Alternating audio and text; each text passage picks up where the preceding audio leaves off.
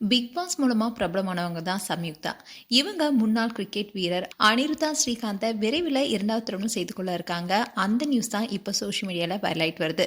சம்யுக்தா சில படங்கள் நடிச்சிருக்காங்க. அதோட இவங்களுக்கு ஏற்கனவே திருமணமாகி ஒரு மகனும் இருக்காரு. அண்ட் ரீசெண்டாக தான் தன்னுடைய முதல் கணவர்கிட்ட இருந்து விவாகரத்து பெற்ற மகிழ்ச்சியான விஷயத்த ஷேர் பண்ணியிருந்தாங்க. இன்னொன்று தான் இப்போ இரண்டாவது திருமணத்துக்கு தயாராகி இருக்காங்க.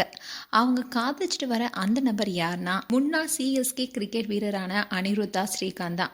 கிரிக்கெட் ஜாம்பவான் கிருஷ்ணமாச்சாரி ஸ்ரீகாந்தோடைய மகன் தான் அனிருத்தா.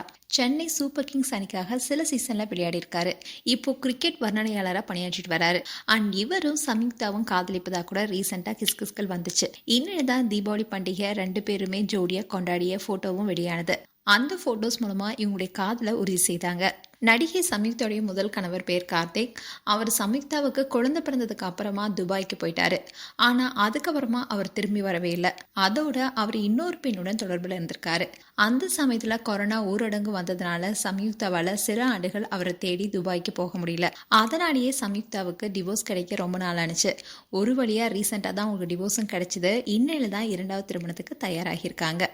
அனிருத்தா ஸ்ரீகாந்துக்கும் ஏற்கனவே திருமணம் ஆயிடுச்சு. இவர் ஆர்த்தி வெங்கடேஷ் என்பவரை தான் 2012 திருமணம் செய்தார்.